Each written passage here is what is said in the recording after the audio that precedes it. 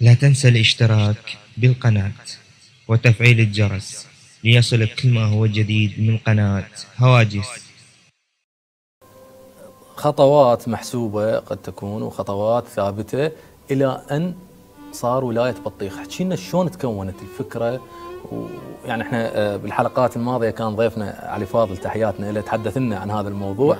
أريد أحكي اليوم مع غسان إسماعيل شلون انطرح الموضوع على غسان، وهل تقبله بالبداية أم رفضه؟ شوف، أنا وعلي فاضل أصدقاء من 14 سنة، فحاولنا محاولات هواية يعني.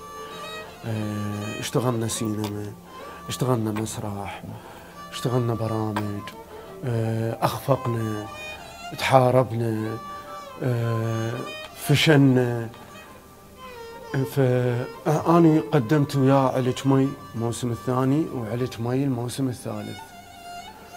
من راد يسوي ولاية بطيخ، أنا قلت له بعد ما أقدر، أنا كلش تعبت. يعني تسوي عمل وبس أهلك يشوفوا، تسوي عمل وتتعب وما حد يشوفه وما حد يعطيك فلوس وما حد شكو يعني.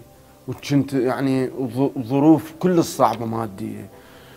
فقلت له أنا ولاية بطيخ ما يعني، هو أصلا عرف ظرفي، فمن بدا ولاية بطيخ بدا هو وأثير وأوساني مو ياهم.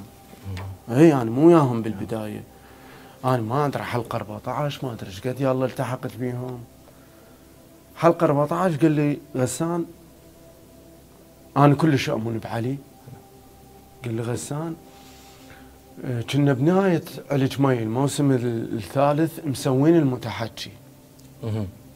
قال لي غسان هسه اذا ننزل المتحكي بولاية بطيخ راح يضرب، تعال ايش خسران؟ هو مشهد نصوره نص ساعة وروح. اي هيك بدا يعني الموضوع. فصورنا المتحكي، كانوا مشهد يمكن اول مشهد رياضي. اريد بس اقاطعك، لما بهذه الفترة ما بين علج مي والحلقة 14 بين ولاية بطيخ، وين رحت؟ بالمسرح. رجعت على المسرح. اي كان عندي عمل اخراجي الكل يخضع للتفليش، همين عمل مشاف النور، لان يعني كان عمل يستهدف السلبيات الموجودة بالأجهزة الأمنية.